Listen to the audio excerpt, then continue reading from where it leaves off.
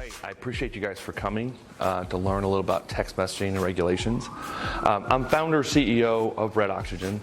I started the company 23 years ago in Australia and really couldn't bring it here to the US until Americans started texting, which is around 2009, 2010, and now it's our number one market. P2P is person-person. So when you get your cell phone, you send somebody a text message, that's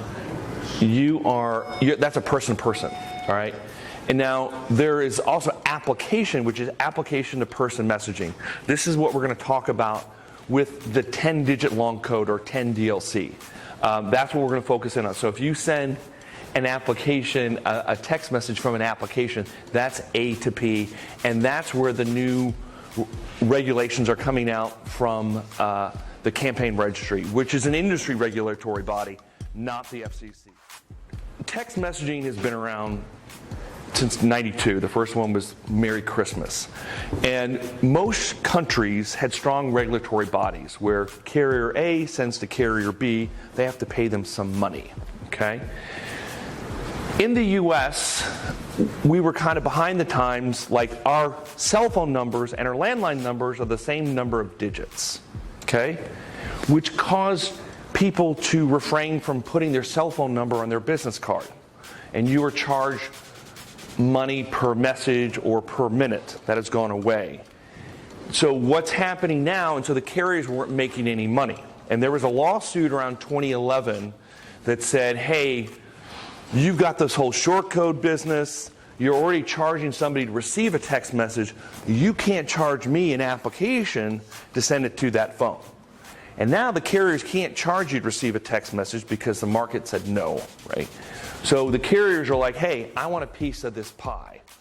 I have to register who is my customer, right? What is their business number, their EIN, or if they're doing DBA? Who are they texting? What is the content of that text message? And what is their business address and so forth? And then it is sent to the Campaign Registry. Now I have to pay a vetting fee to make sure this is a legitimate customer, and they go off the IRS database. So if your customer is not registered or their Social Security, they haven't set up a DBA, they're going to get kicked back and they're going to get blocked because they want to make sure it's a real business and a real company, because they want to make sure that this person's not sending spam, and they want to hold the provider of the text message accountable. All right. Well, it's the Campaign Registry, which is a consortium of the carriers, okay, and is owned by Calera, which is an Italian group. All right. If it sounds dodgy, it is. Just kidding. We are trying to influence this decision to get the FCC to take a stronger stance in this space. We're hopeful that there'll be a broader bill with beyond text messaging for data regulation. Under the last administration, text messaging was considered a data service. So we would literally have grounds to say, hey, our data is being discriminated against, I'm being held accountable for all of our customers and so forth. Why isn't Facebook and Twitter? Right? If data is data is data, why are we required to provide all these services and being held accountable